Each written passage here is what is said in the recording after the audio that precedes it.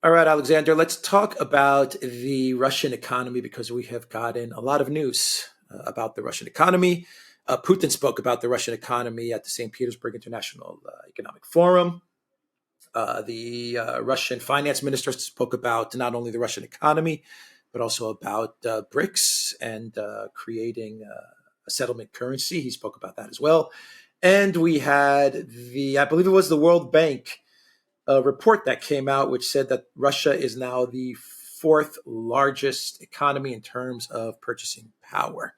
It has overtaken Japan, and it is right behind India, and the big EU powers not in the top five.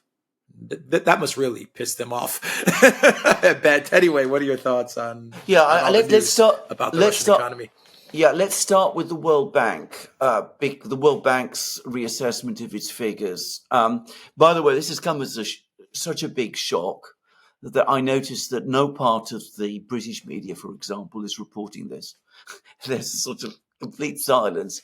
And I got quite a lot of pushback when I first mentioned this, and people were saying this is really what the World Bank can be saying. And in fact, we are starting to see the announcements and the statements from the World Bank. Basically, their statisticians have been revisiting the topic of economies. Now, the thing to always understand is that when people look at GDP figures, they're not exactly comparing economies. They're comparing sets of statistics about economies. This is always a fact which people don't quite understand. And you can calculate GDP all sorts of ways. You can do that using nominal figures. So you can convert the ruble into dollars and say, well, this is the sort of prices of things that in rubles, and they convert this way into dollars. And then you get a figure like the one which the West always works with, that Russia has an economy of just $2 trillion. It's a very small economy, less than a tenth, significantly less than a tenth, the size of that of the US. The World Bank and the IMF don't do that. They don't like that. They've always said that this completely misrepresents the true weight of economies. What you've got to do is you've got to look at the pricing and a system and the economic activity within the country based on its own levels of pricing. And if you do that, you arrive at purchasing power parity. You have to adjust prices for what they would be like in other economies. You don't expect, for example, a Big Mac, to use the famous comparison, in Russia to cost the same as it does in the United States. And if you do that, you can then get a much more accurate idea of the weight of an economy. And the World Bank has just been doing this. And they've come up with some very interesting conclusions.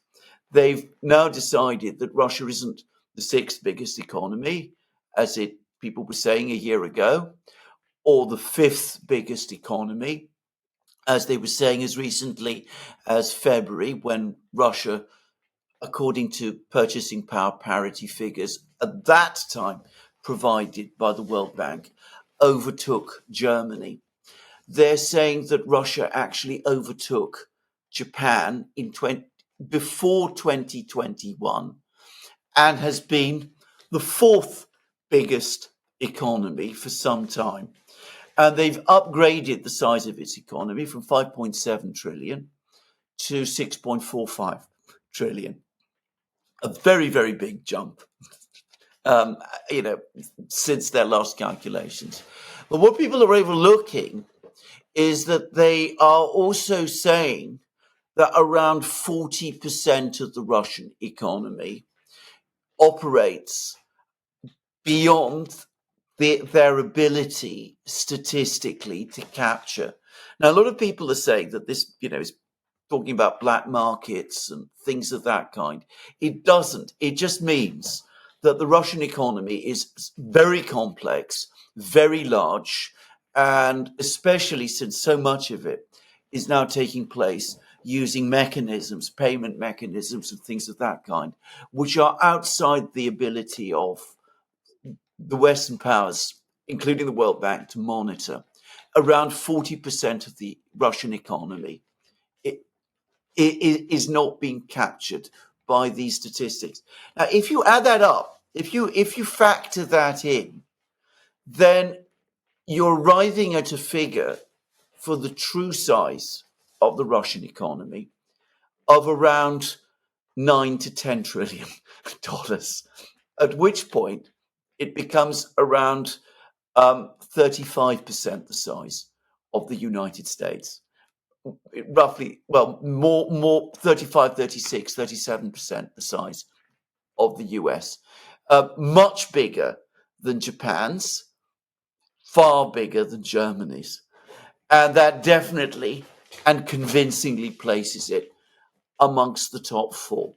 In fact, quite close to the Indian economy. Well, not close, but within reach of the Indian economy, which has a purchasing power GDP of around $14 trillion,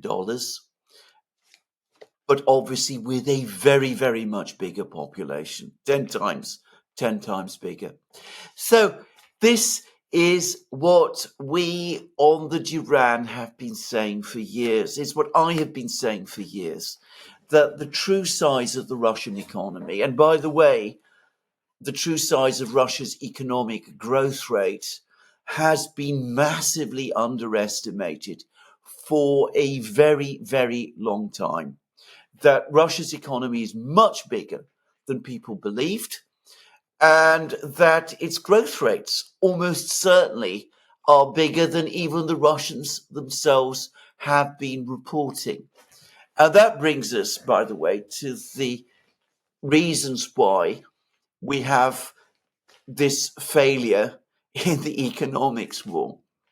Because when the West launched its economic war against Russia back in February 2022, they thought that they were dealing with an economy that was $2 trillion in size, because that's what they all tell themselves. They all base it all on nominal GDP, the simple conversion of rubles into dollars, of what you know about. They thought they were dealing with a $2 trillion economy. They were actually dealing with an economy that was 5 times bigger, and which has far greater resources than they could possibly have imagined. And that was the single biggest miscalculation that we have seen since the Second World War. And it was staring them in the face. That's why they lost the economics war, and that was the big turning point. Yeah. In the entire Project Ukraine, the fact that they lost the economic war, that's when it was lights out for the collective West. Absolutely. And Putin said as much during the St. Petersburg International Economic Forum. I mean, he talked about the Russian economy, 5% growth, or 5.4% growth in the first quarter of 2024, a number that it appeared not even Putin had expected. No, they didn't. Now, that is not without its problems. The central bank, Nabulina, has come out and she's made comments about this. She says that growth is surpassing, far surpassing the central bank's expectations. So we have a massive investment surge. And on the back of that, there's also a big increase in real wages. I mean, real incomes in Russia are rising very, very fast. That's creating demand growth, which even with the huge surge in industrial production, manufacturing production, which is not, by the way, simply concentrated on military production either. I want to just repeat that point because I made it many times. Anyway, with this big surge in demand and investment surge, there are strong signs of an economy that's overheating. And this is why we are probably seeing a real inflation rate in Russia at the moment of perhaps around 5 to 6%. The annualized figure is higher. It's around 8%. But that compares the situation with prices today with what they were a year ago, when there was a great deal of price suppression because the central bank had pursued a very, very tough monetary policy, if you remember, after 2022. If you are looking at the real inflation rate, if you're comparing prices from month to month and taking as your baseline the situation that it was with prices in the Russian economy in the autumn, you're probably looking at an inflation rate of around 5 to 6%, which the central bank thinks is too high, and I think they're right. So I think that they're going to keep they're going to try and tighten up monetary policy, and they're going to try and slow growth a little. But let me say again, growth figures for Russia have almost certainly been wrong for quite a long time now.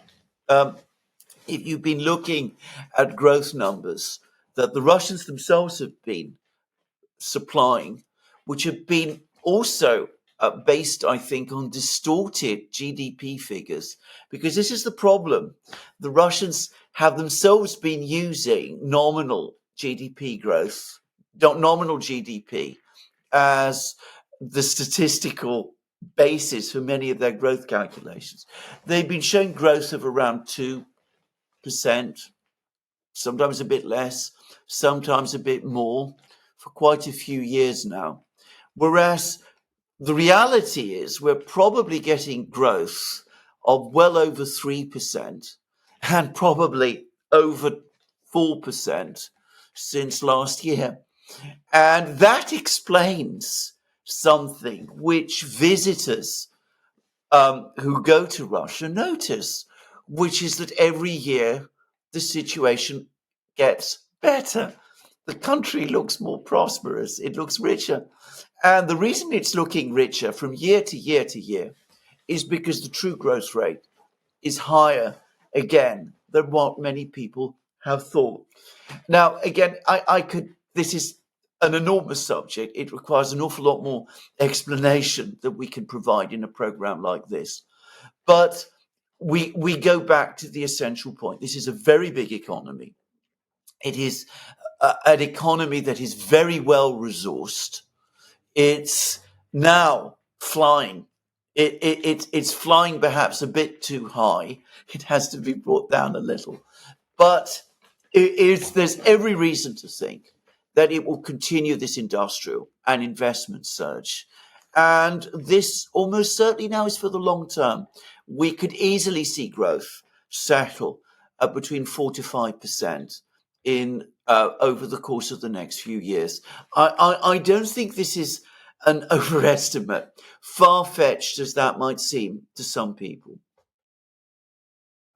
Yeah, there was an interview between Tucker Carlson and Bukele of El Salvador, and he commented on the sanctions against Russia, and he said Russia's too big a country to sanction, and it has everything. It has every resource. He was like, this was a crazy idea. It was stupid from the get-go, and obviously it hasn't worked. So Bukele, he knew this was going to be a failure. The Collective West leaders did not.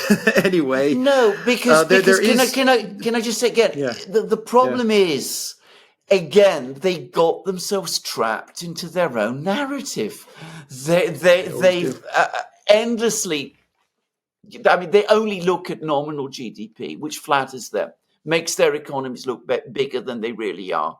They don't look at the actual weight of an economy. So they assume the Russian economy was only a fifth its size.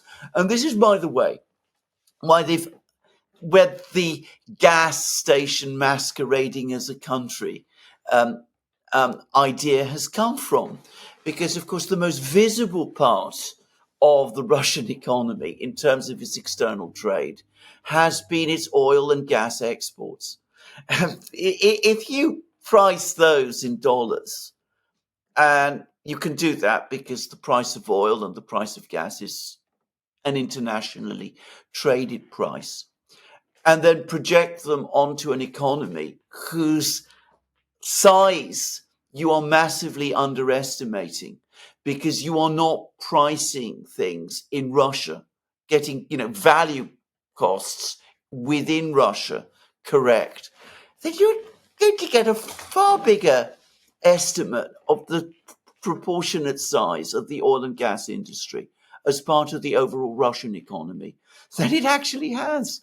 You probably think that it's around 40%, where it's probably around 10% or even less. Yeah. So there is one big problem with the Russian economy going forward, and this was also addressed at the St. Petersburg Forum, and that has to do with connected to the economy. It has to do with demographics, and you have this constant debate about the demographics of Russia and the fact that the economy is ramping up so quickly. It needs people. It needs people, and Russia has to figure out ways to either create more people or to bring in more people, which is a whole nother brings a whole nother set of challenges and problems. So, what are your thoughts there? And this was addressed in detail a couple of days ago. And this is a Absolutely, problem, long term. absolutely, Long term absolutely. problem. This explains, by the way, why we are seeing signs of overheating, in the sense that the economy, in aspects of the economy wants to surge faster. The sort of the physical parts of the economy want to surge faster. There's plenty of money now to invest. There's a lot of pent up demand, but there isn't that reserve army of people, underpaid or low paid people working in the fields and the farms who, in other countries which have experienced similar investment booms, would come and work in the factories and who would increase output in order to satisfy that demand. Russia doesn't have that because it's had low demographic situation ever since the Soviet collapse. And it is their major problem. It is the fundamental limiting factor to their economic growth. And it is politically a very, very difficult problem. On the one hand, the logical thing, and we've discussed this before, is to import workers, to bring in Gastarbeiter from Central Asia, Southeast Asia, perhaps to some extent, places like Turkey and Iran. I think sooner or later, the government is going to have to accept that that has to happen. But of course, as in every country, that is a politically very controversial thing to do. Putin is talking about automation of production, and you can do a fair amount there. I mean, that's where the investment helps you. You can automate production. You can have many more machine tools. At the moment, you have to import those machine tools mostly from China, but you can do that. You can build more machine tools yourself, but that takes time. I mean, it's not going to result in an immediate dramatic solution to your underlying labor shortage problem. Or you can increase families. You can persuade people to have more children, which is very much the line that the current government is taking. I mean, they've looked at what's happened in Hungary. They've seen how successful Orban's policies on this has been. And, they're going to do that. They were fairly successful about 10 years ago in first stopping the decline in the Russian population and then increasing it. But then things began to tail off again. Anyway, they want to do that. And again, experience shows that this is successful. But bear in mind, with children today having to go to school and then wanted usually to take higher education, it's 18 to 20 years before any children born today are going to join the workforce. So you have to get through that period, even if you're able to increase families. I think that sooner or later, however politically difficult it is, the Russian government is going to have to make a decision to import labor from abroad, probably from places like Central Asia and Iran. Politically difficult as it is to do, I think they're going to want to make sure that obtaining citizenship for these people is not going to be quite as straightforward as it is. Well, obviously not as it is in the United States, and they'll want to make sure that this is a carefully controlled and regulated process. But it's something that they're going to have to make a choice about. Either they do that, or they accept that growth going forwards will have to be reduced significantly, simply because of the lack of workers they have. Yeah. All For, right. for obvious reasons, by the Yeah. way, it's not something that Putin himself likes to talk about. He wants to focus on the automation and increase of families aspect, because, as I said, importing workers is no more popular in Russia than it is in many other countries. But as I said, I think in the end that is where they're going to go. You're going to have to do a combination, obviously, of Yeah. all those You're three going to have to do a things. combination of all of those things. And this being Russia, they'll do it in a very planned and controlled way. And they're going to make sure that it doesn't get out of control, as it has in some places. All right, we will end the video there. The Duran.locals.com. We are on Rumble, Odyssey, BitChute, Telegram, Rockfin, and Twitter X. And go to the Duran shop, Football 24. Pick up some football merch. Take care.